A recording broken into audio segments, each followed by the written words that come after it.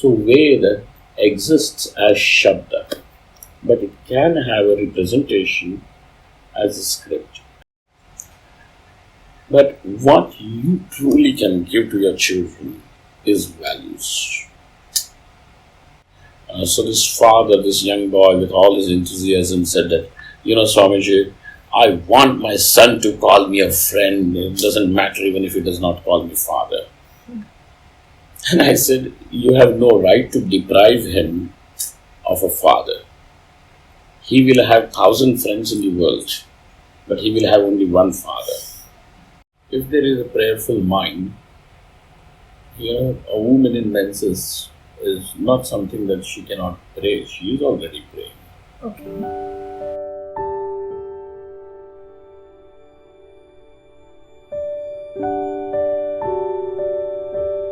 Namaste. My name is Padmini Pandit and you are watching I Have a Question, a series of very interesting life-transforming conversations that we have with some experts, some gurus, some passionate people, some spiritual beings about life, its ways and beyond. Last year, exactly around this time, we had shot the very first episode of I Have a Question with Pujya Swami Abhishek Chaitanya Giri Maharaj ji. Today, almost after an year, I feel truly blessed to have him over again. Yes, we have with us Pujya Swami Abhishek Chaitanya Giri Maharaj ji. He is respectfully called the Mahamandaleshwar, the keeper and the defender of the Vedas. Who better can answer all our questions about the Vedas and its mysteries? So, let's begin. Thank you so much, Swamiji, for gracing our show once again. Thanks a lot. Thank you. So my first question to you is, because you're rightfully called the keeper and defender of Vedas, what exactly is Vedas? I mean, we all know that there are 4 kinds. We've all studied about it when we were little, but I don't think we really understand what it means. Yeah, most of us really do not understand the significance of Vedas. And unfortunately, if any Indian is asked what Veda is, he would be most inaccurate and he would answer saying these are the ancient texts of the Hindus. Right. Perhaps if he is a little more informed, he would say that this is the ancient most literature which has survived, the onslaught of thousands of years. But that does not give or convey the importance that we really give to the Vedas. Would you just call something as important just because of its historicity? And if you were to accord some importance to it because it is old, perhaps it becomes a piece in museum or more or less obsolete, useless. What we call as Veda is something which illuminates. The word Veda is connected to word knowledge. Ved is to know. Veda also, if used as a verb, would mean to know. So, Veda is that through which something becomes known. So we give a treatment to Veda which is basically words, sentences which illumine or bring to your notice, bring to your awareness those things which would remain hidden from you if it was not to be Vedas. So it has a position of something which is very inevitable, irreplaceable. And this is the reason why we are saying that it is important. What is it that is being shown by the Vedas? And we say that what is called as dharma and that what is called as moksha, Brahma, is shown by the Veda. So by knowing what is righteousness, by knowing what is dharma, a person will be able to follow the dharma, that righteous way of living, by which a person will be able to find avenues of his personal development Not only we say dharma is a scheme, a design to which helps a person develop himself, but it is prosperity of the individual along with the world around him. This is one effect. The other one is that this individual internally and also externally prospers not only for this life but even life after. So a design which is so perfect, meant for individual, meant for world, meant for the individual in this life as well as the lives to follow, that design which brings that prosperity, which brings the development of a person, which helps a person mature in a way that he ultimately is then capable of seeing the reality. And by reality, we mean R capital, that means God. Okay, because all that you see over here, you obviously are going to say is real, and we know what reality is. No, I get you. So that R, let us keep it capital, meaning God. Because we have the word Satyam for Paramatma. Right? Satyam Jnanam The Anantam ultimate Brahma. reality. So that is what we say. Yeah, But we are not really taught what exactly does it mean. indeed. So one area which is illumined by the Veda is Dharma. So if the Veda was not to be there to tell you what Dharma is, how would you know? And if you were not to know, how would you prosper as an individual, as the world, as a part of this world, in this life and for the lives to come? Swamiji, Yeah. I'm sorry. Sorry, Of course, no. one more thing. The other area which is illumined by Veda is what is Brahma, what is Paramatma. And knowing which, this is the declaration, knowing which a person becomes free, absolutely free from every form of suffering. This is what is meant as the result of realizing Paramatma.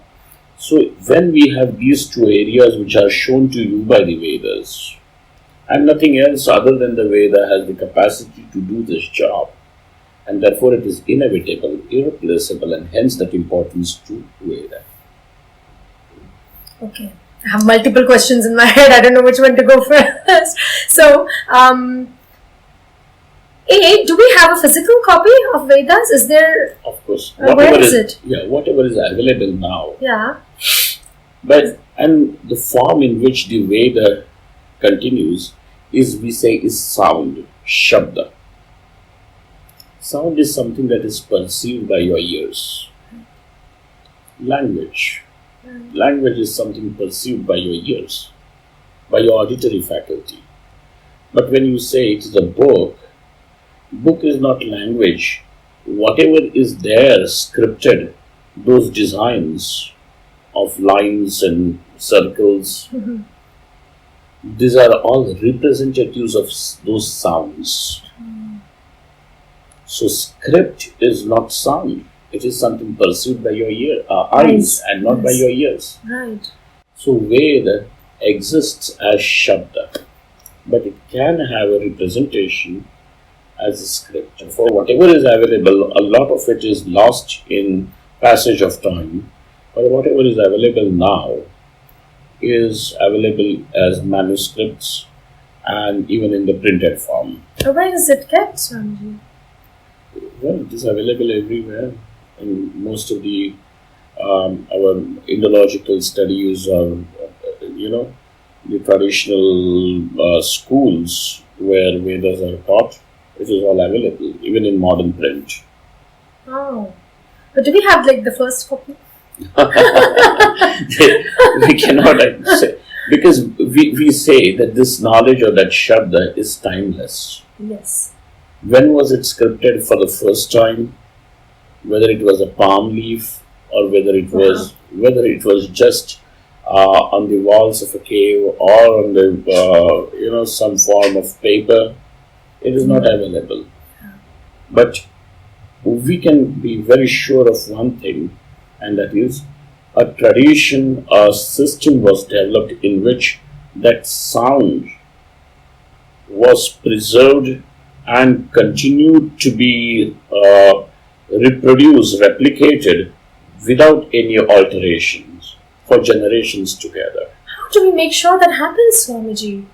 Especially because these mantras are all in Sanskrit and they're not something which one can easily recite. I mean, you need study. You need a training. Yeah, you need exactly the training. You need a proper training. Correct. For that. So how do we make sure that it is not with the passage of time it gets passed on as is and Padmini, in the olden days we had a system called as the Gurukulam. Yes. So every person was at his age of 8 when he was initiated into Yajnopavita by the thread ceremony, right. when he was invested with his sacred thread. Then that child would go to the teacher to learn the Veda. By his age of 16 or 20 or 24, depending upon how much more he wanted to study. Right. But 24 was the limit where the teacher would ask, now is the time you have learned as much as it is required by you. Do you want to go and start your grasthashrama, your household? Take to a woman in a righteous way, start a family, bring up children, give them values, let them come, learn the Vedas again. Maybe the father himself became the teacher and taught the Vedas.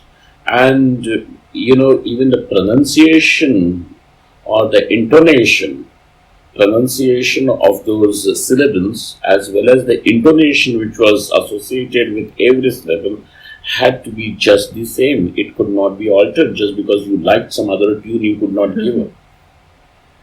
And this is the way how the Vedas were preserved for and it was a tapasya which was done by generations and generations of people. And when our foreign invaders really wanted to break the country, break the society, the first thing that they did was to break the systems of education. Now it is all lamenting over the spilt milk. But yes, we have lost the system through which it really happened. But whatever is there presently with us still continues, though as a trickle, but yet it has not completely disappeared. That is the good news. So as a representative of the young generation, if I may call myself, what can I do? What can everyone like me who's watching this show, what can we do to preserve this knowledge that we have? How can we spread it the right way? Oh, what a wonderful question. And I welcome the spirit of wanting to do something for something so important, something so good. To talk about knowledge can be preserved only by knowing. And it can be spread only by giving. That is the only way you can truly protect knowledge. There is no other way you can protect knowledge. If you thought knowledge was protected by building libraries, you are creating a facility, but you are not really protecting knowledge. Sure. You are just creating a design where there is a possibility that yes, people may study. But you cannot say the studies or knowledge has taken place. It happens only when you know. So as a person, if you are truly interested, yes, you need to know what exactly is conveyed by the Vedas, by the various Shastras. And this is the only way it can be preserved. And when you are going to speak, obviously, you are even spreading it. So the only thing which is required for protection is commitment and interest. And this was in abundance in the Indian community before the British and the Mughals arrived. The only, it sounds very easy, but if I practically think of, getting on this way, the biggest hindrance would be knowing, I mean, you should know it thoroughly to pass it on. You don't want to pass on. Half knowledge is dangerous, as we all know. Who do we, because we don't have you in Hong Kong all the time. Where do we go to? Is it just self-study? Would that help? Or is there a When way? it comes to Vedas and the Vedic knowledge, it is always said that having gone to the teacher, you learn. Yeah. And I can assure you that it is not totally lost. If you are going to look in the world around, you are going to find people, scholars, wonderful people who have lived, dedicating their lives, understanding its importance only for this knowledge, its preservation, its propagation. You're going to see those people. And these are the people whom we truly would revere. Because these are the people who have not cared for money, position, recognition, but they have given themselves only for this. There are people. In the beginning of this conversation, you mentioned about dharma, that Vedas, they tell us about dharma and about Brahma. the ultimate truth and the Brahma. Now, what is dharma?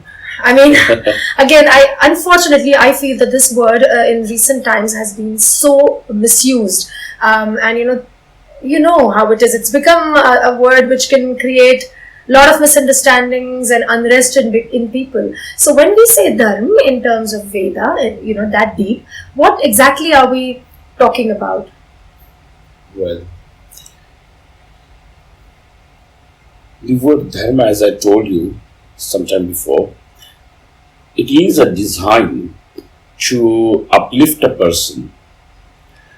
In fact, the word dharma means dharana dharma, means something that upholds, something that holds the world together for you, something that makes it possible, something that makes your whole effort to accomplish something in this world meaningful is dharma. You are striving in this world, and when you are striving, you definitely are striving to gain some result. Let's say, suppose you strive, and that result is not there for sure, with certainty. Why would you even involve yourself in that activity, right? So something that gives you the right reason, right cause to strive for whatever you want to accomplish. This vyavastha, this arrangement, then also is dharma. It has got several facets, but recently what we find is that dharma is equated with the word religion.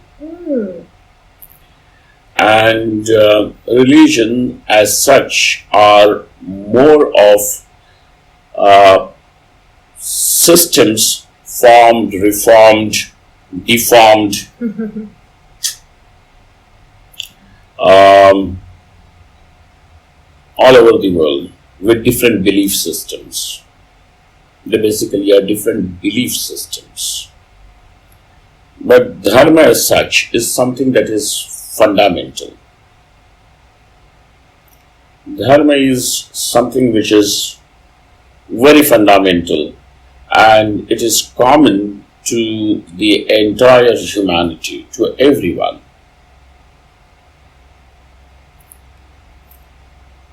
Veda becomes an instrument for you to know what is that dharma, so that this person, following this righteousness, lives a life which is in harmony with the world, with the universe, with whatever this world is. And you are not rubbing on the wrong side then. It would not create a friction, it would not create a conflict in your living with the world. It would create a perfect harmony. For example, I'll tell you, we have certain values. Let us take a value of dharma like ahimsa. Nobody wants to die. Nobody wants to die. Somebody may want to kill, but he doesn't want to die. At the same time, the person who wants to kill also doesn't want to die, doesn't want to be hurt. And therefore, both of you who are involved over here, you value ahimsa, you value not hurting, but he values it only for himself. It becomes a value when you recognize that it is also the same for you. Ahimsa would mean not hurting, non-violence. When a person recognizes that, as much as I value my living, the other person also values his living. Now you, both of you, in this recognition, you have a common platform to stand and interact with each other.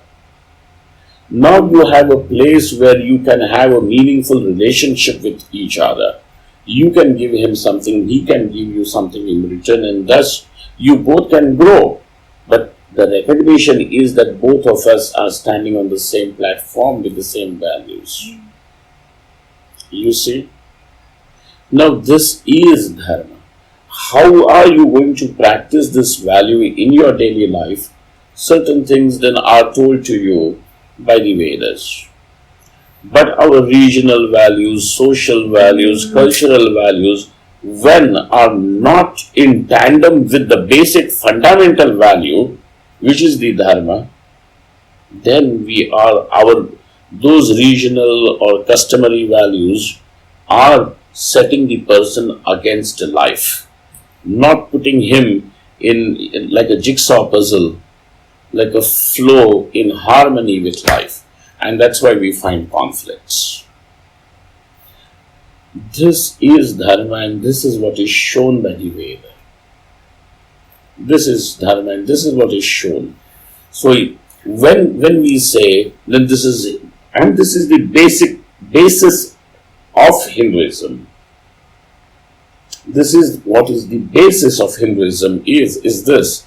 But when you are going to say, against other religions, against other religions, any religion, as long as it is going to value these fundamental values, is going to understand and uphold these fundamental values, to that point, even those cultures are going to be together, and they are not going to break the humanity, they are not going to break, the human being. It is going to integrate the world. Dharma is that no matter system. what we call, we are still walking in the same direction. We will be, eventually. How wonderful. So how do we introduce dharma, as you mentioned, to someone who's new to the whole idea? Or say, let's put it this way, how do we introduce it to the new generation, to our children? Oh, this is something nice. All that as parents you can really give. Of course, you are going to give them medical facilities, you are going to try and give them the best of education that is available, best of clothes, whatever, depending upon the social and economic resources that you have. Right. As a parent, you are definitely going to try and do that, to give best to your children. But what you truly can give to your children is values. I'll give you an example, Padmini.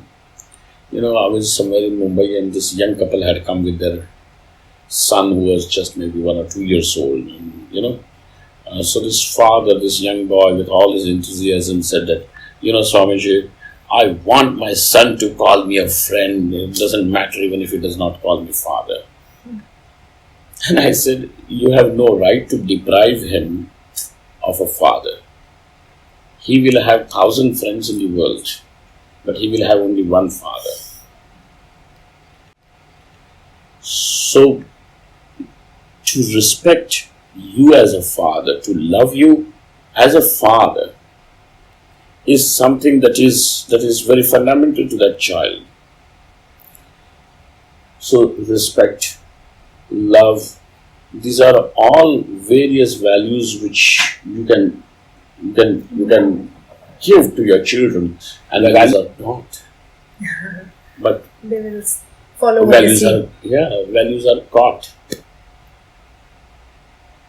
If you understand something as valuable, obviously it is going to reflect in your behavior, and that is what your children are going to imbibe. So when you start understanding what are these values, it could be anything. It could be satyam, it is ahimsa, asteyam, just these simple things of life. That in order to bring out something that is wonderful, we have to have endurance, tapa. It's like that. I completely agree, Swamiji. But then the big question arises: what about the external influences? As much as I'm influencing my son, or there are external influences of all types that are very attractive in every way. So yes. So as a society, we need effort together, to put in. Obviously, as a society, everybody, we need to do that. But the influence that a parent leaves on a child, yes, that impact is strongest. Is one of the really most strong influences of any individual's life. Yes, and then there is society, there is friends, there is going to be peer pressure. Yes. Exposure to different things, different cultures, all this is going to be there. But when the foundation is strong as coming from the parents, then no matter what happens, it may be in a gusty wind, the ship may appear, but it will be, ultimately it will find its fulcrum of balance. It will not drown, it will still keep on floating, going. Good to know, Swamiji, and I hope so. Yeah. I really do. So there is a lot about, parenting. Indeed. Mm-hmm. Swamiji, going back to the first conversation, the first topic that we were talking about Vedas, the second part that Vedas teach us, A, the dharma, and the B, the truth, the ultimate truth. We've heard that even God goes through the cycle, even he is not like Brahma. Many, some years, I don't know the exact number, but even a Brahma has to take a birth again, and nobody's. So then, is that what it is? Even when we get moksha, there is another. Is it like another world that you're getting into, and then again there is another set of cycle you that we find go through? various different theologies with different definitions and different words that they use and different concepts. But according to Veda, which speaks about accomplishment, the ultimate accomplishment of human life as moksha, Right. that moksha means nasa punaravartate, nasa punaravartate. Then after the person is never ever caught into this cycle of dukkham after dukkham. He becomes free. So no matter. So is it true? Is it written in the Vedas also that Brahma, Vishnu, they also have their cycles and they have to come? There is a way of talking. This basic, the representation as Brahma, Vishnu, Mahesh, etc. We find that the world itself has got these three expressions. Something comes into, is born, is sustained, and finally it dissolved or destroyed to become something else. Indeed, yeah. So, and this is a continuous process in which the world continues to evolve, continues to move. Mm-hmm. It's a cycle. We see this as cycle, as a spiral cycle. So, divinity associated with birth is called as Chaturmukha Brahma.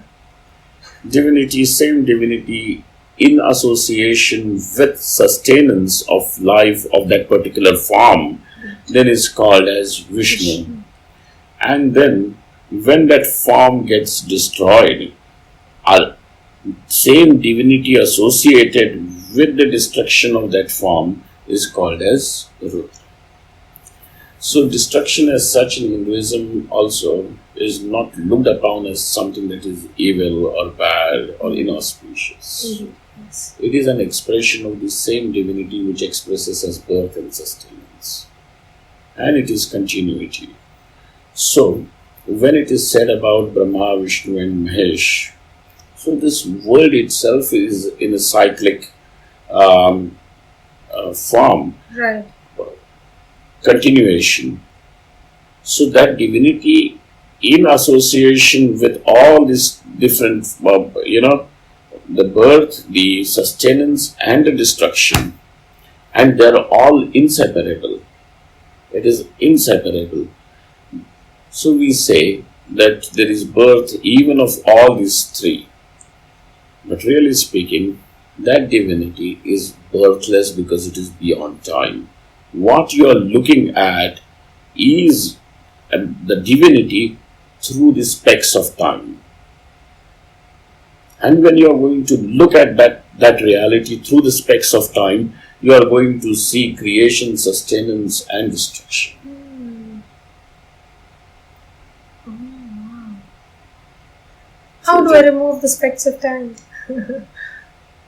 Discover that which is untouched by time, undefined by time.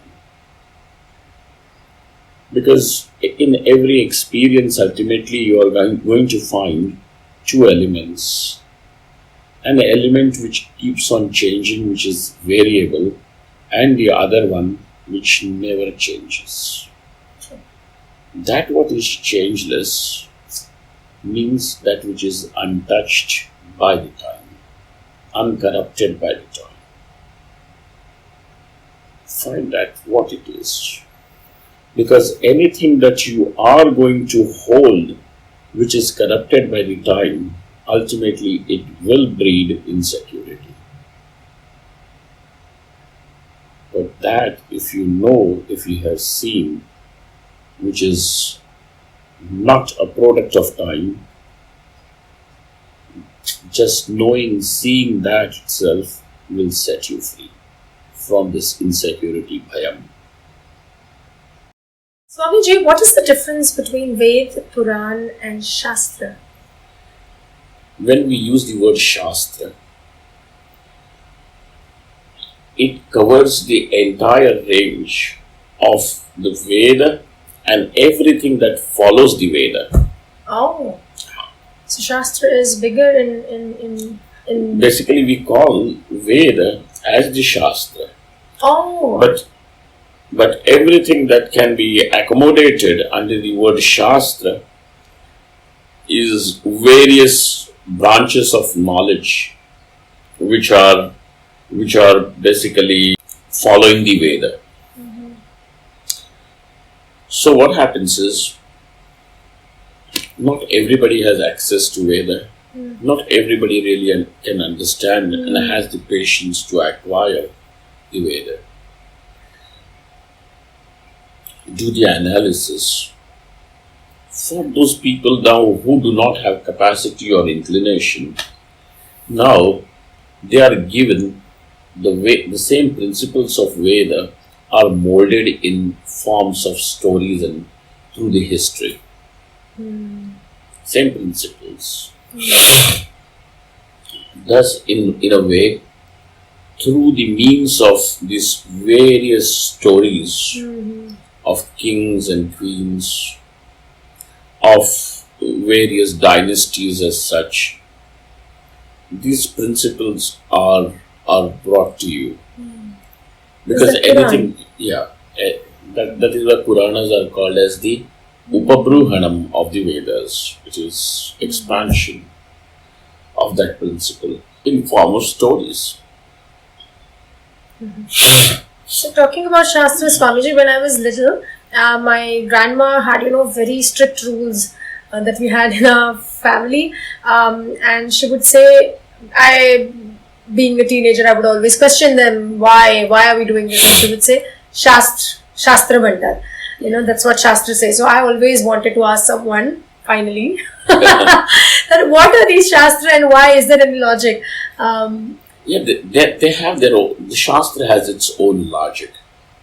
So when we say Shastra, actually, there are these 14 different Vidyasthanas, 14 Yes. branches of knowledge are really called as Shastra. So,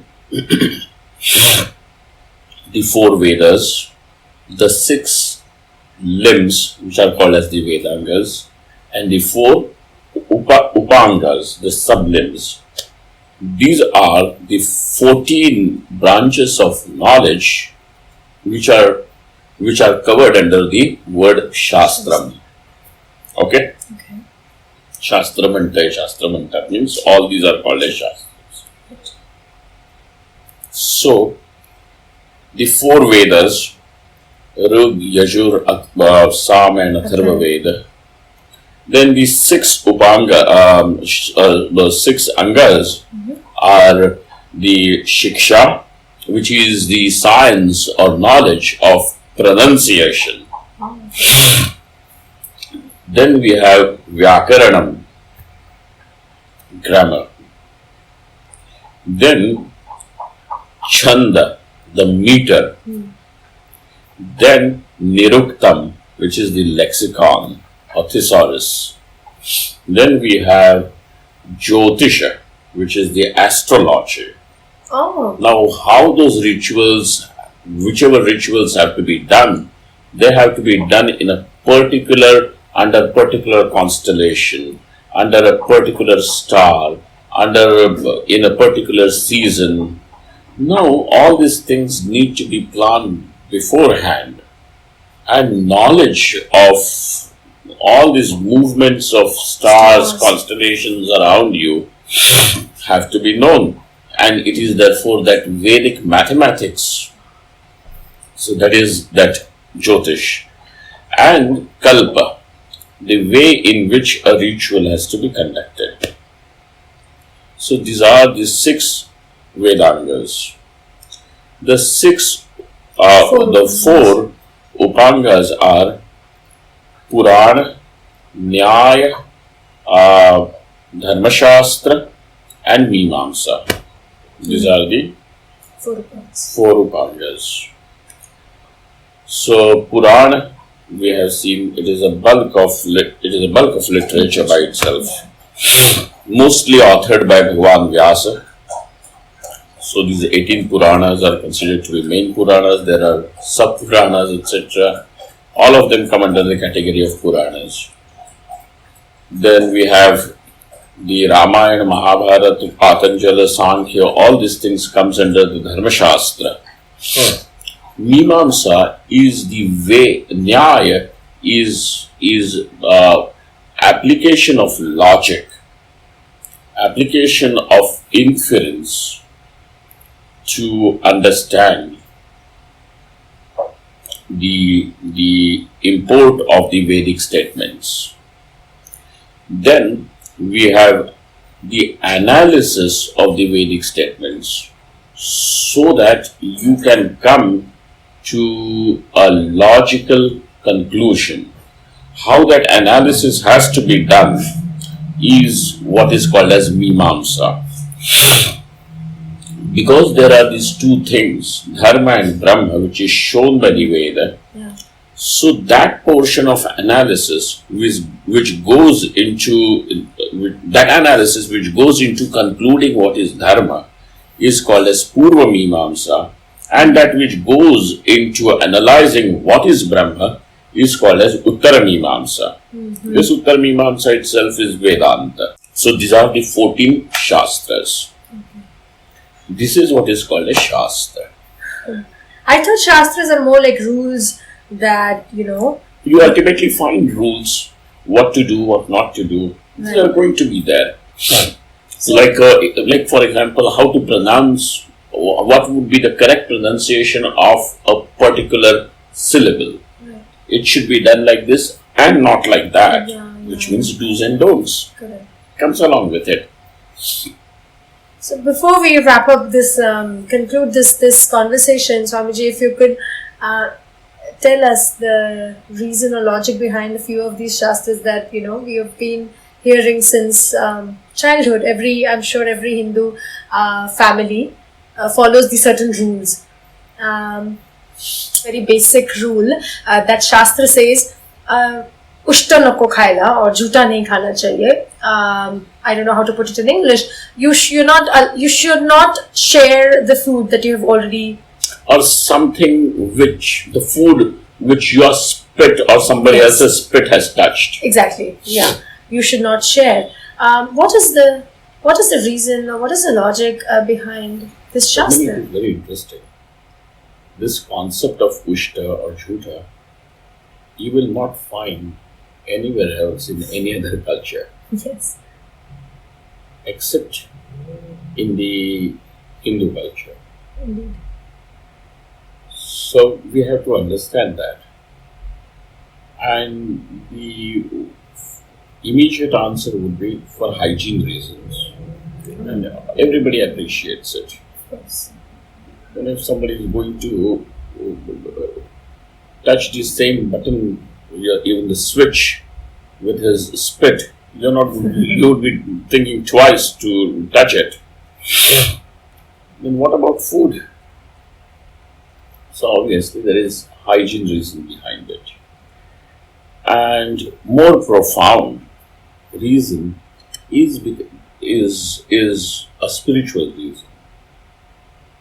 And that reason is, this is all called as Shauchachara. Okay. The Shauchachara means all our actions related to sanctity. Mm-hmm. Sanctity is just not hygiene, but Mm-hmm. it has got an element of holiness to it.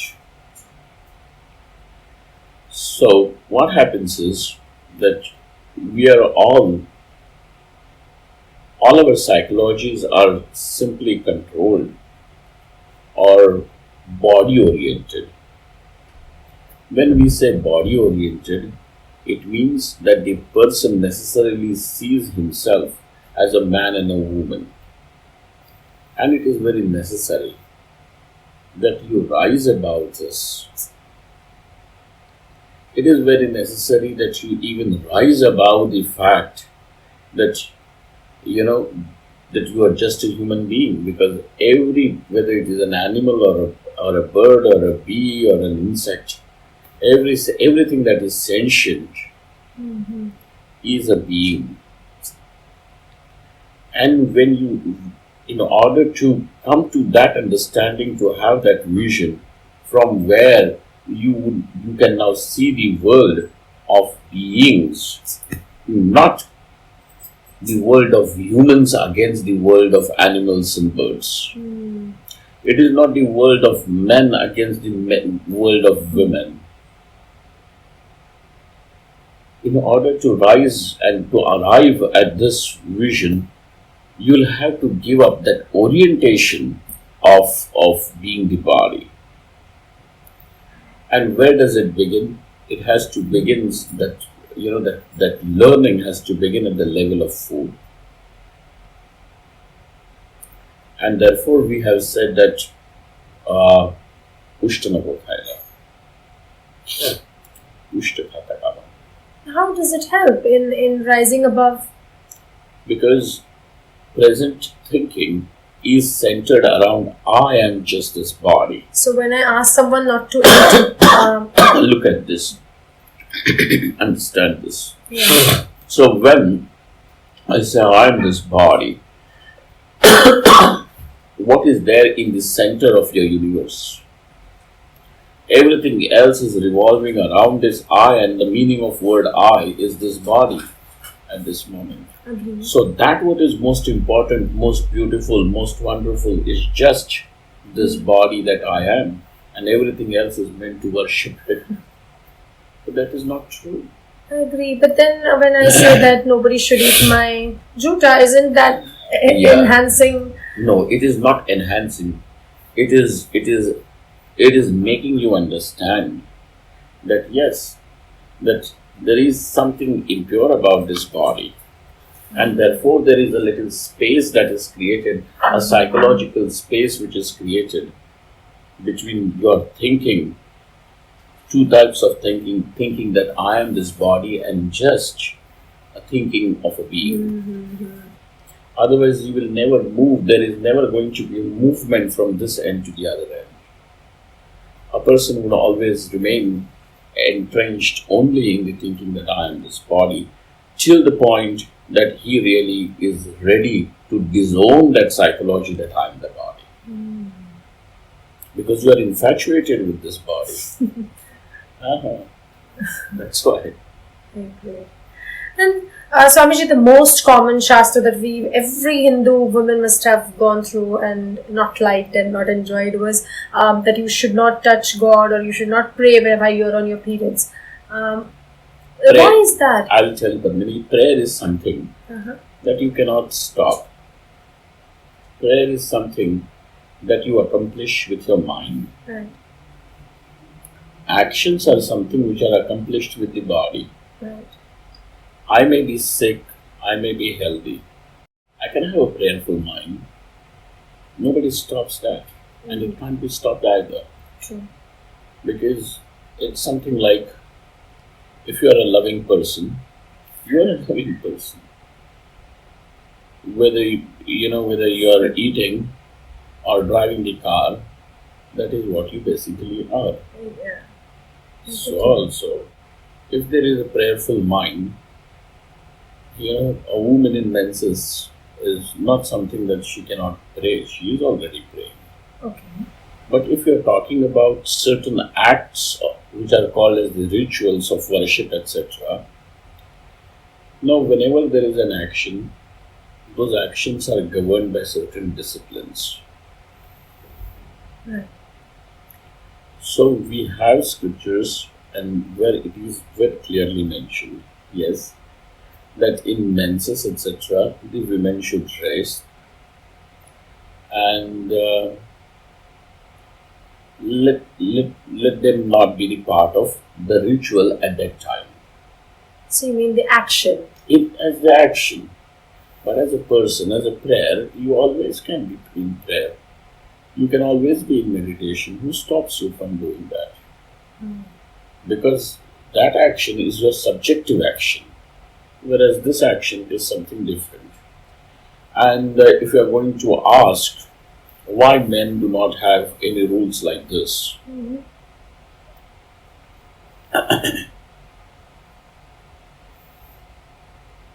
if you have observed all over the world, the religious disciplines more meticulously are followed by women than by men. Yes. Right? And therefore, the responsibility of doing these rituals is assigned to the men. Really? So, of course, men let them do it properly. Women have a lot of other work to do. At least this fellow, let him do some ritual properly. And therefore, it is not gender biased, or, it is just not saying that it is patriarchal society, things like that. And these things really become very, very popular because it becomes a very catchy term.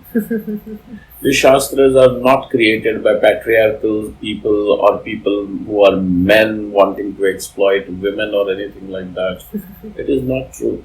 These are the people who wanted you to rise above just this, division of gender and appreciate that which is beyond all these divisions. So it is their vision which has been translated as these rules and regulations. Those who can follow it will be benefited. Those who can't follow it, we cannot force anyone to do that. And it is not meant as any form of stigma or anything that is shameful.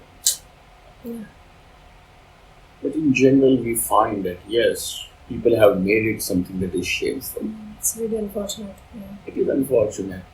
So it is not new to anybody of us that systems which are meant for good also can get abused.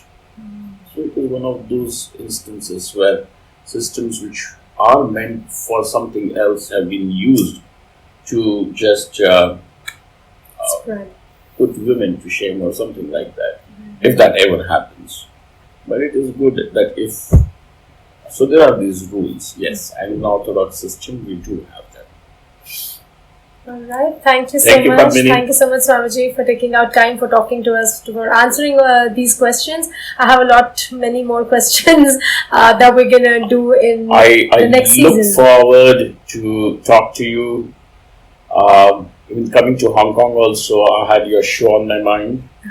Thank you so And much. it is wonderful to see you and be with your audience. Thank you so much. I'm truly Thank you. blessed. I'm truly Thank blessed. you all. We will see Swamiji again because, like I said, I have a lot of questions still unanswered, but we have to wrap this episode up. So, very soon we will do the next session again. Thank you. Thank you so much. Thank you.